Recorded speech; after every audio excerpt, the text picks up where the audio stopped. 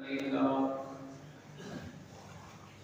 الحمد لله نحمده ونستعينه ونستغفره ونعوذ بالله من شرور أنفسنا ومن سيئات أعمالنا ومن يهده الله فلا مضل له ومن يضلله فلا هادي له وأشهد أن لا إله إلا الله وأشهد أن محمدا عبده ورسوله أعوذ بالله من الشيطان الرجيم بسم الله الرحمن الرحيم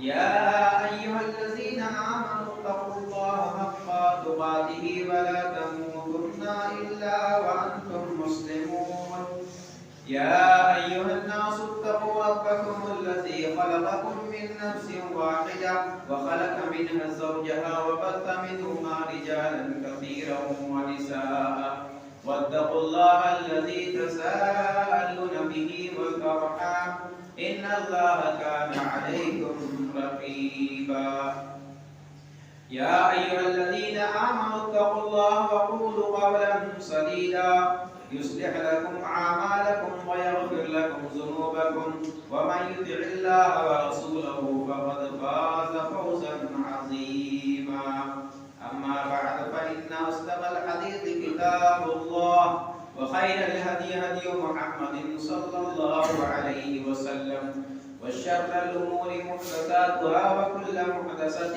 بدعة وكل بدعة ضلالة وكل ضلالة في النار. قال الله تبارك وتعالى في كلامه المجيد بسم الله الرحمن الرحيم يا أيها الذين آمنوا اتقوا الله وذروا ما بقي من الربا إن كنتم مؤمنين. وقال النبي صلى الله عليه وسلم يأتي على الناس زمان لا يبالي المرء ما أخذ منه أمن الحلال أم من الحرام. رب اشرح لي صدري ويسر لي أمري واحلل عقدة من لساني يفقهوا قولي رب زدني علما اللهم رب زدني علما. تمام اسم کی تعریف و توصیف حمد و ثنا بڑائی و کبریائی اللہ وحدہ لا شریک لہ کی لائق و زیبا ہے. رب العالمین کی مختصر حمد و ثنا کے بعد سارے ہی انبیاء کرام پر بے شمار انگت و درود و سلام کی پھول برسے. بالخصوص امام النبیین رحمت العالمین جناب محمد رسول اللہ صلی اللہ علیہ وسلم پر، آپ کی آل پر اور قیامت تک سچی پیروی کرنے والے امت مسلمہ پر. اللہم صلی علی محمد وعلی آل محمد کما صلیت علی ابراہیم وعلی آل ابراہیم انکا حمید مجید. اللہم بارک علی محمد وعلی آل محمد کما بارکت علی ابراہیم وعلی آل ابراہیم انکا حمید مجید. محترم حضرات، گزشتہ جمعہ سے قبل جو جمعہ تھا اس میں جو عنوان لے کر میں آیا تھا رزق حلال بھی آخر کیوں، اسی سلسلے کو آج پھر سے آگے بڑھاتے ہیں.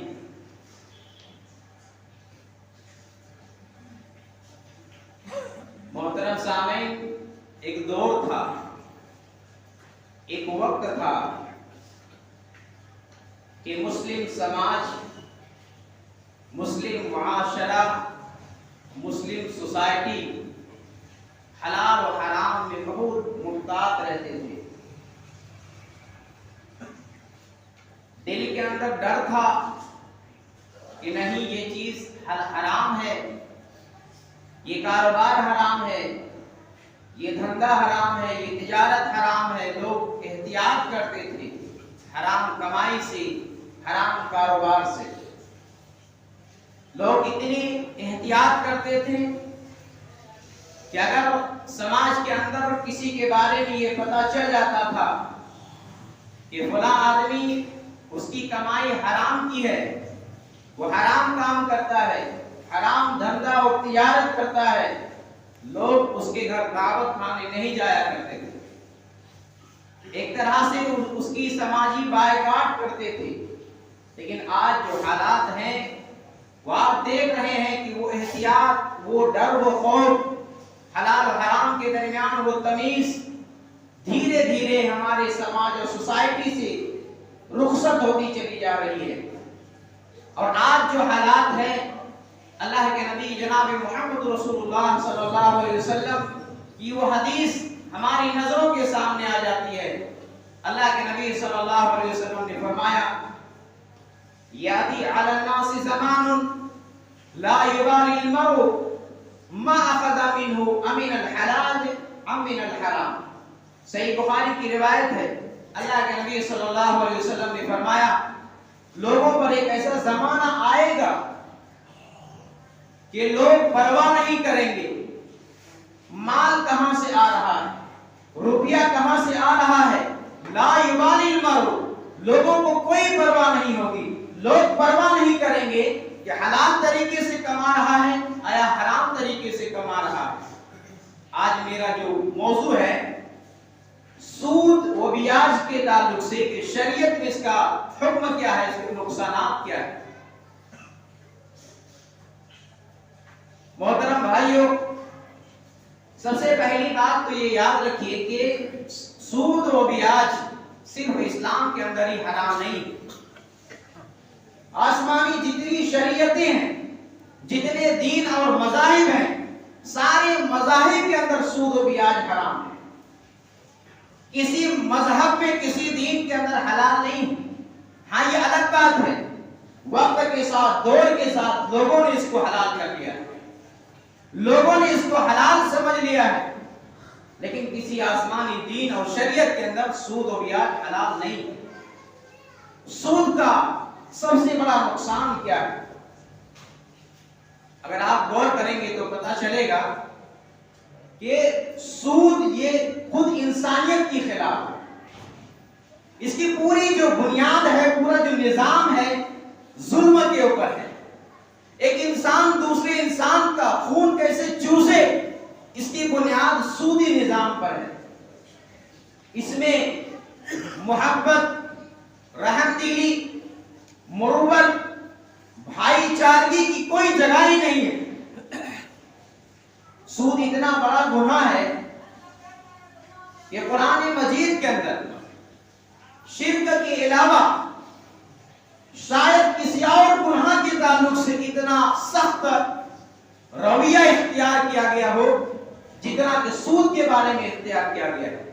میرے مطالعے کے حساب سے تو شرک کے علاوہ کسی اور جرم اور کسی گناہ کے تعلق سے اتنا سخت رویہ اختیار نہیں کیا گیا ہے۔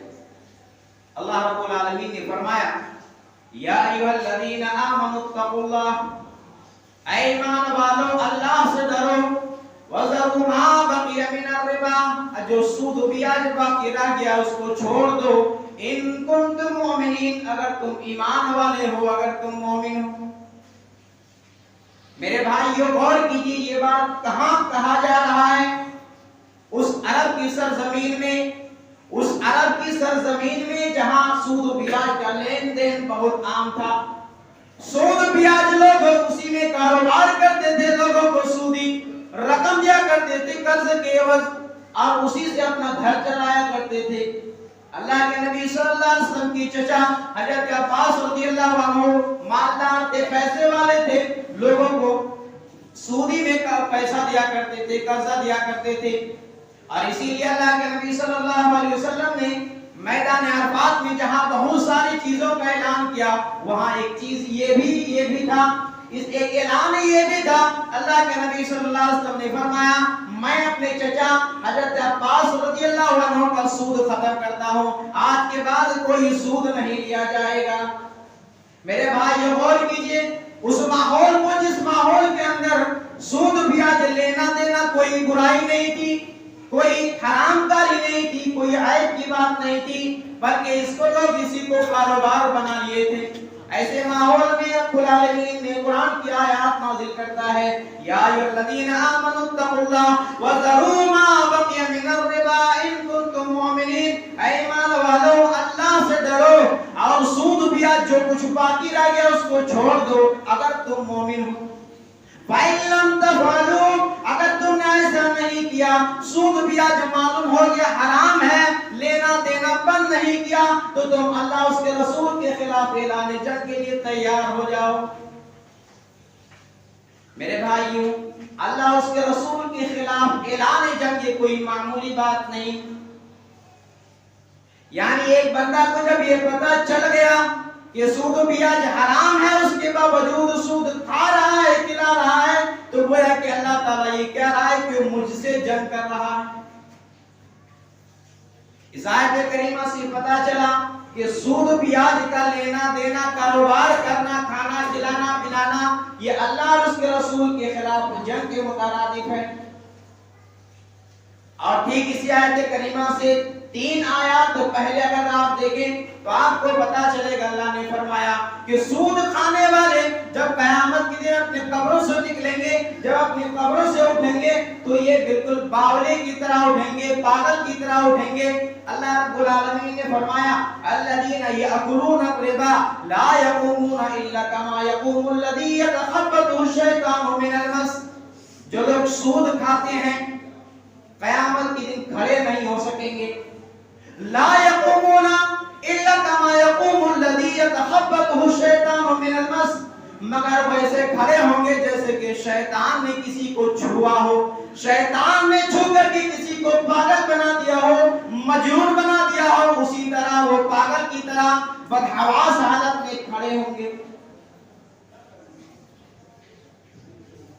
میرے بھائیوں، ہم ہر نماز میں سورہ فاتحہ پڑھتے ہیں اور سورہ فاتحہ کے اندر یہ دعا اللہ رب العالمین سے ہر نماز میں کرتے ہیں، ہر رکعت میں کرتے ہیں، اہدنا الصراط المستقیم صراط الذین انعمت علیہم غیر المغضوب علیہم ولا الضالین، اے اللہ ہمیں سیدھی راستے پر چلا، صراط مستقیم پر چلا، اے اللہ اس راستے پر چلا، ان لوگوں کے راستے پر چلا جس پر تو نے انعام کیا ہے، غیر المغضوب علیہم، اے اللہ ان لوگوں کے راستے پر نہ چلا جن پر تیرا غضب نازل ہوا ہے، جو گمراہ ہوا ہے۔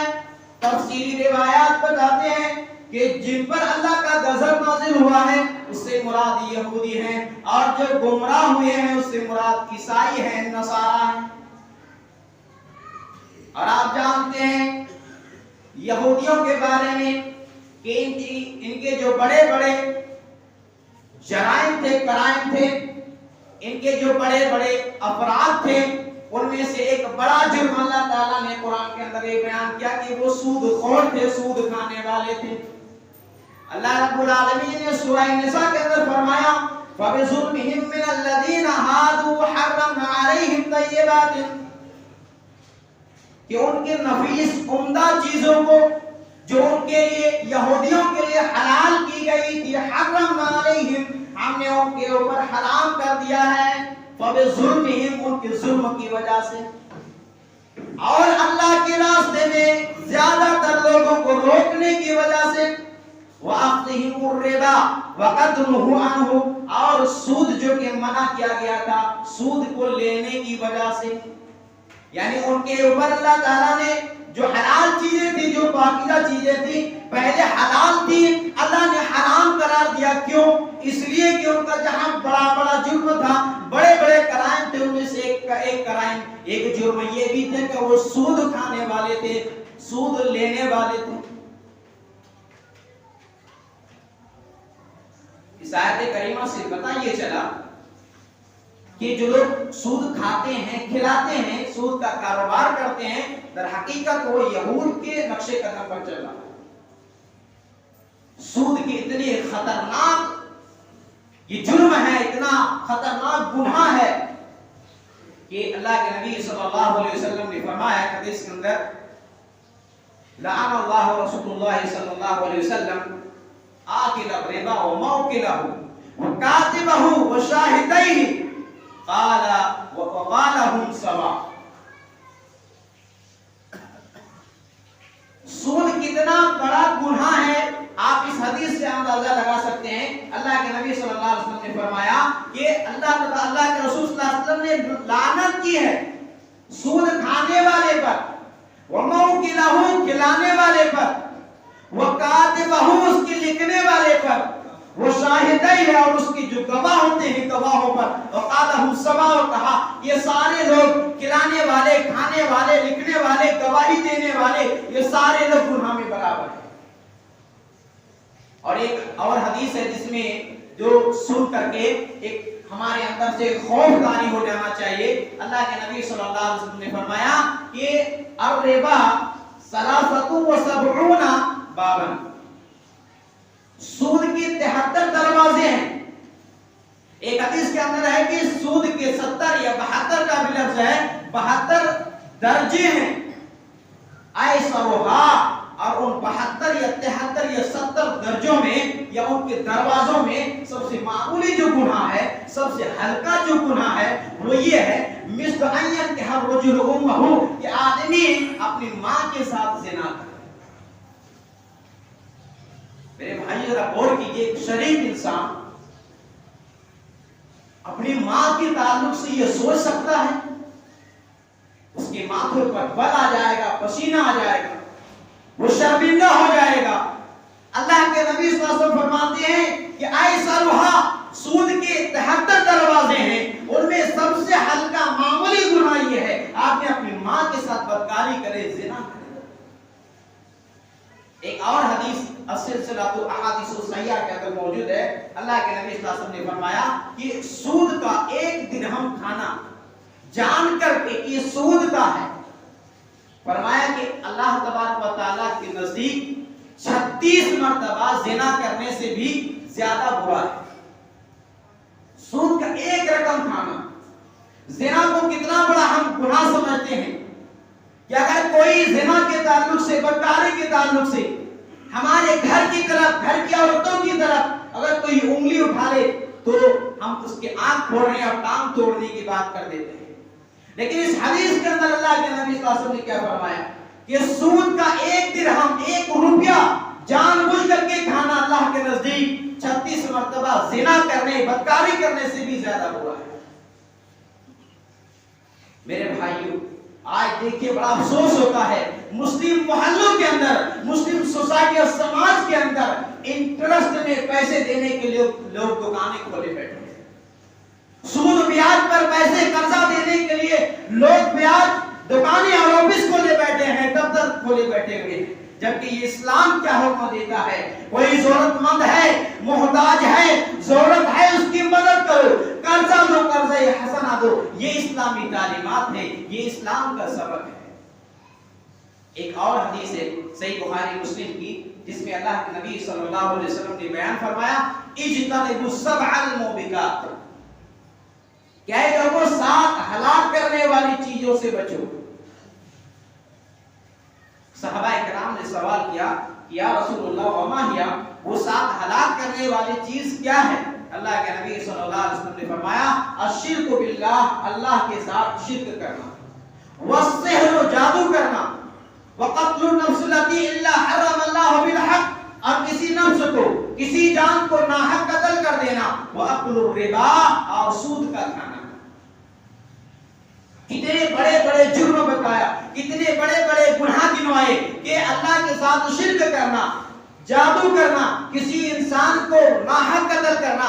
4تھے نمبر پر اللہ کے نبی صلی اللہ علیہ وسلم نے فرمایا واکل الربا، اور سود کا کھانا، وَأَكْلُ مَالِ الْيَتِيمِ، اور یتیم کے مال کھانا، وَالتَّوَلِّي يَوْمَ الزَّحْفِ، 6 نمبر پر ہے کہ میدان جنگ سے پیٹ پھیر کر بھاگ جانا، وَقَذْفُ الْمُحْصَنَاتِ الْغَافِلَاتِ الْمُؤْمِنَاتِ، اور کسی پاک دامن بھولی بھالی عورت پر بدکاری کا الزام لگانا۔ یہ 7 بڑے بڑے جرم ہیں، اتنے بڑے بڑے جرم ہیں کہ اللہ کے نبی صلی اللہ علیہ وسلم نے فرمایا 7 الموبقات، یہ ہلاک کرنے والے گناہ ہے، یہ ہلاک کرنے والی چیزیں ہیں، ان سے تم بچو۔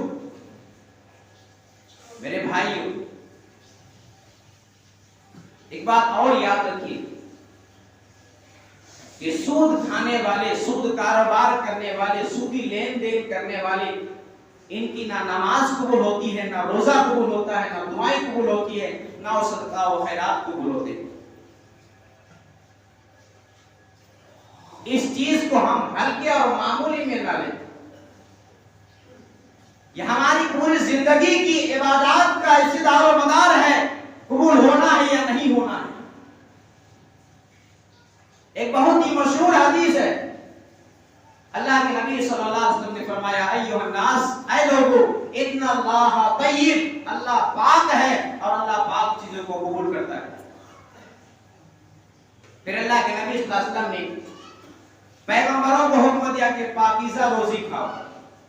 پھر اللہ نے ایمان والوں کو حکم دیا ہے کہ جو ہم نے روزی دیا ہے پاک ان میں سے کھاؤ، حلال روزی کھاؤ۔ پھر اللہ کے نبی صلی اللہ علیہ وسلم ایک آدمی کا واقعہ ذکر کرتے ہیں، ایک آدمی لمبا سفر کرتا ہے، گرد و غبار سے کپڑا ہٹا ہوا ہے، بال بکھرا ہوا ہے، حیران و پریشان ہے، اللہ رب العالمین کے سامنے ہاتھ اٹھا کر دعا کرتے ہیں کہ اللہ میری پریشانی کو دور کر دے، اے رب میری فلاح مصیبت کو دور کر دے۔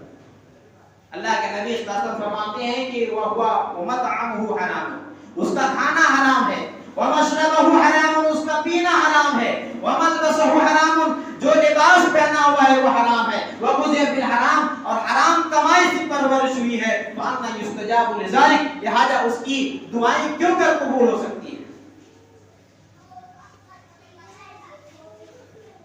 آج لوگ سوچتے ہیں، آج لوگ یہ سوچتے ہیں کہ کما کر کے جو گھر لا رہے ہیں ہم اپنے بچوں کے لیے بہتر کر رہے ہیں، ان کے مستقبل کے لیے اچھا کر رہے ہیں۔ کہ میرے بھائیوں، ہم اپنے گھر والوں کے لیے، اپنے بچوں کے لیے اچھا نہیں بلکہ انہیں جہنم میں جھونکنے کا کام کر رہے ہیں۔ اگر ہم کمائی میں اگر ہم نے غور نہیں کیا، کمائی میں اگر ہم نے ملاوٹ کی، کمائی میں اگر ہم نے حرام کی آمیزش کی ہے تو ہم اپنے بچوں کے لیے بہتر نہیں بلکہ جہنم میں جھونکنے کا کام کر رہے ہیں۔ اللہ کے نبی صلی اللہ علیہ وسلم نے فرمایا ایما عبد نبت لحمہ من سہت فالنار اولی بہ، جس آدمی کی پرورش، جس بندے کی پرورش حرام کمائی سے ہوئی ہو، آگ ہی اس کے لیے بہتر ہے۔ آج لوگ یہ کہہ دیتے ہیں کہ کاروبار اور سود یہ دونوں تو ایک جیسا ہے، کاروبار حلال ہے اور سود حرام کیوں؟ ایک آدمی 1 لاکھ روپیہ کاروبار میں لگاتا ہے، 1.5 لاکھ روپیہ کماتا ہے۔ ایک آدمی سود پر 1 لاکھ لگا رہا ہے، 1.25 لاکھ 1,10,000 کما رہا ہے۔ تو پیسہ تو یہاں کاروبار میں بھی انویسٹ کر رہا ہے اور قرضہ میں بھی انویسٹ کر رہا ہے، رقم تو دونوں کی برابر ہے، سیم ہے، لیکن ایک چیز حلال اور ایک حرام کیوں؟ یعنی یہ حرام نہیں ہونا چاہیے۔ میرے بھائیوں، آج جو لوجک ہم لگا رہے ہیں، جو دلیل ہم دے رہے ہیں کہ دونوں چیزیں سیم ہیں، برابر ہے، ایک جیسا ہے، تو ایک حلال ایک حرام کیوں؟ یہی دلیل، یہی لوجک آج سے 1400 سال پہلے کفار مکہ نے جب سود حرام کیا گیا تھا، جب سود حرام ہوا تھا، اس وقت یہی لوجک دیا گیا، یہی دلیل دیے گئے تھے کہ کاروبار کی طرح تو سود ہے، سود کی طرح تو کاروبار ہے، پھر ایک حلال ایک حرام کیوں؟ اللہ رب العالمین نے ایک ہی جواب دیا ہے کہ وَحَلَّ اللَّهُ الْبَيْعَ وَحَرَّمَ الرِّبَا، اللہ نے کاروبار کو، تجارت کو حلال قرار دیا ہے اور سود بیاج کو حرام قرار دیا ہے۔ ایک اصول یاد رکھ لیجئے کہ جس کو اللہ تبارک و تعالیٰ نے حرام کا حلال قرار دیا ہو اس میں بندے کے لیے کوئی نقصان دہ نہیں ہے، اور جس چیز کو اللہ تعالیٰ نے حرام قرار دیا اس میں بندے کے لیے کوئی فائدے کی چیز نہیں ہے۔ جو حلال ہے اس میں نقصان نہیں ہے اور جو حرام ہے اس میں فائدہ نہیں ہے۔ آج دیکھیں پوری دنیا کی حالات، پوری دنیا تباہی کے دہانے پر پہنچ رہی ہے۔ آج پوری دنیا میں مندی کا شکار ہے، آج پوری دنیا کی اکنامک تباہ ہو رہی ہے، پوری دنیا کی اقتصادی حالت برباد ہو رہی ہے۔ ماہرین نے، جو بڑے بڑے اکنامک کی جو ماہرین ہیں وہ کہتے ہیں کہ جو انٹرسٹ سسٹم جو ہے، سودی بیاج پر جو بینک کا سسٹم چل رہا ہے، اس کی وجہ سے یہ تباہی اور بربادی ہو رہی ہے۔ آج سودی نظام سے دنیا پریشان ہے۔ اللہ اکبر، اللہ تبارک و تعالیٰ نے 1400 سال پہلے ہی یہ بتا دیا تھا کہ सूद ब्याज हराम है और सूद से माल को बढ़ाता नहीं। अल्लाह ने फरमाया यमहकुल्लाहु रिबा व युरबी सदकात। रिबा सूद से माल कम होता है, माल को घटाता है, और सदका और ज़कात से माल को बढ़ाता है। बज़ाहिर मेरे भाइयों, हम 1 लाख रुपया डिपॉजिट कर रहे हैं, हमें लग रहा है कि 1 साल 5 साल बाद 1.25 या 1 का डबल हो जाएगा, लेकिन वो 1 लाख या 1 का डबल जो हम सोच रहे हैं, अल्लाह तबारक व तआला फरमा रहा है यमहकुल्लाहु रिबा, अल्लाह सूद को मिटाता है। वो 1 से 2 न जाने कितने हमारे ऊपर दीगर कर्ज हो जाते हैं। वो 1 लाख रुपया जिस लालच में हमने इन्वेस्ट किया है, डबल हो जाए, 1.5 हो जाए, 3 हो जाए, अल्लाह तबारक व तआला न जाने कहां उन रुपयों को लगा देता है और हमें पता नहीं चलता है। बज़ाहिर हमें ये लगता है हम ज़कात निकालते हैं, सदका करते तो माल कम होता है, लेकिन अल्लाह का ये वादा है वयुरबी सदकात, अल्लाह सदकात के जरिए, ज़कात के जरिए माल को बढ़ाता है। तो सदका करने से, ज़कात देने से माल हमें बज़ाहिर तो कम मालूम होता है, लेकिन अल्लाह ताला कैसे कैसे और कहां से रोजी में बरकत दे देता है, ये हमें और आपको बताइए नहीं चलता है। मेरे भाई, ये सूदी निजाम से, सूदी कारोबार से, सूद चूंकि अल्लाह ताला ने हराम किया है, इसमें दीनी, दुनियावी, अखलाकी और समाजी मुआशरती नुकसानात है। इन सूदी कारोबार जैसे इस जुल्म से हम और आप बचें और बचने की कोशिश करें। यहाँ आखिर में एक बात और वाज़ेह कर देता हूं, क्योंकि आज जो हम जिस मुल्क में हैं, यहाँ किसी न किसी बहाने से हमें बैंक से जोड़ा गया, चाहे सिलेंडर हो, बिजली हो, पासपोर्ट हो, वगैरह वगैरह कामों से बैंक से जुड़ा हुआ। हमें और आपकी, हमारे और आपकी जिम्मेदारी है कि हम अपने पासबुक को अपडेट करें। जो सूद की रकम है, इस बारे में तो उलमाए किराम के दरमियान बड़ा इख्तिलाफ है। बाज़ ने कहा कि सूदी रकम को छोड़ दिया जाए बैंक, क्योंकि हमारा नहीं। बाज़ उलमाए किराम ने कहा अगर हम छोड़ देते, उसका इस्तेमाल हो सकता है दूसरे को और ब्याज पे पैसे दे दे, या उसका इस्तेमाल हमारे ही खिलाफ करें। बाद ने कहा कि निकाल लिया जाए। चलिए मान लेते हैं हम निकाल लिया जाए, उसके बाद हम क्या करें? इसमें भी इख्तिलाफ है। बाद ने कहा, बाद उलमाए किराम ने कि गैर मुस्लिमों को दे दिया जाए। बाद ने कहा कि आम जो शाहरा है, रास्ते हैं, उसकी मरम्मत कर दी जाए। बाद ने कहा कि टॉयलेट वगैरह में लगा दिया जाए। हालांकि ये मुनासिब नहीं लगता। उलमाए सऊदी उलमा की फतावे को मुताला करने के बाद यहां तक मैं पहुंचा इस नतीजे पर कि निकाल करके, जैसे हमारे मुल्क में देख रहे हैं कि फर्जी केस दायर करके लोगों को कैद खाने में डाल दिया जा रहा है, तो उस सूदी जो रकम है उसको ऐसे लोगों की छुड़ाने में मदद करे। बिजली के बिल बहुत से लोग नहीं दे पाते वक्त पर, तो इंटरेस्ट बढ़ जाता है और असल रकम से ज्यादा बढ़ जाता है, कई गुना ज्यादा। असल रकम को छोड़ करके जो इंटरेस्ट है उसको इंटरेस्ट में अदा कर दिया जाए। इसलिए हमारी और आपकी जिम्मेदारी है कि हम अपडेट करें, कहीं ऐसा ना हो कि उसको हम अपने इस्तेमाल में लेकर आए और हमारी पूरी जिंदगी की अमाल इबादत बेकार हो जाए। इसलिए अपडेट जरूरी है और उसको उसी तरह गलत जगह, उसको उसी तरह जगह पर इस्तेमाल करें और उलमाए किराम से दरियाफ्त करके मसला समझ करके यहाँ कर सकते हैं या नहीं कर सकते हैं। आखिर में मैं यहीं पर अपनी बात को खत्म करता हूँ। आखिर में अल्लाह रब्बुल आलमीन से दुआ करता हूँ कि अल्लाह हम सबको सूदी कारोबार से बचने की तौफीक दे, हराम कमाई से बचने की तौफीक दे, हलाल रोजी हासिल करने की तौफीक अता फरमाए। हम सबको रिज़्क़ हलाल से जोड़ दे, हमारा कारोबार हलाल हो, हलाल कमाएं, हलाल खाएं, हलाल पिएं, हलाल खिलाने की तौफीक अता फरमाए। आमीन।